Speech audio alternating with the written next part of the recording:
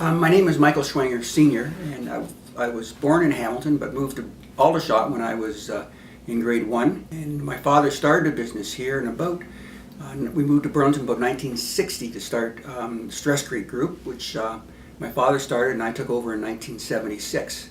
We manufacture spun concrete poles and decorative street light fixtures. The poles are used for power distribution, street lighting, as well as sports and flood lighting.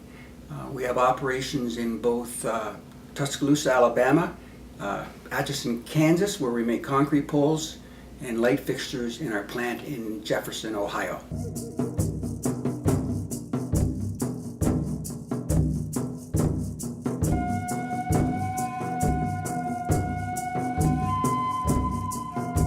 We just started a family foundation, which I started just to try to encourage my kids to be philanthropic.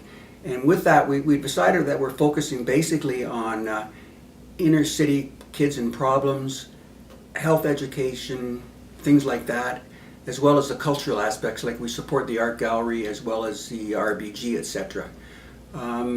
Museums, I think, would fit under that as well, because it's again the cultural aspect, and it's a lot of support is forgotten for those institutions. So I was approached by, most recently by Dan Lawrie, probably about 5 years ago, although I knew about the museum and I did support a little bit.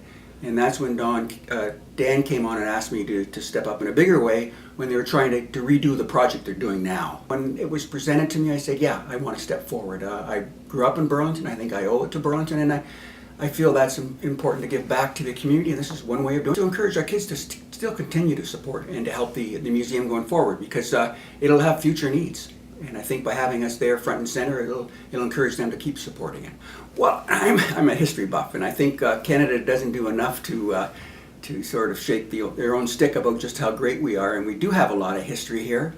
And I think it's important that we have the facilities to show our children and future generations going forward just what we have.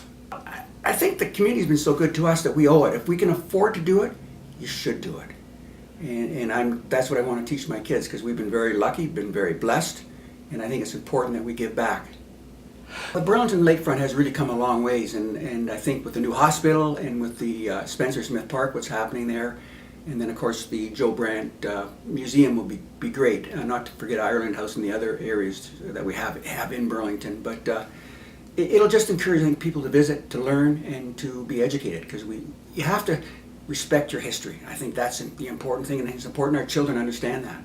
And Joseph Brant himself was a very intriguing individual and supported the Loyalist cause very, very strongly, and maybe paid a price for it too when the Mohawks and the Iroquois had to move from their native lands in New York to the Grand River.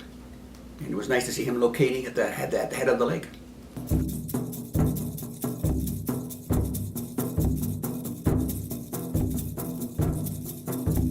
It's a good cause. I think they've got to look at it themselves and see what really drives them.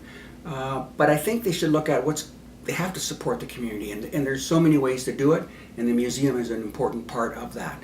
And I'm excited to see the finished product. I can tell you, it's going to be great. I think they're going to do a great job with it.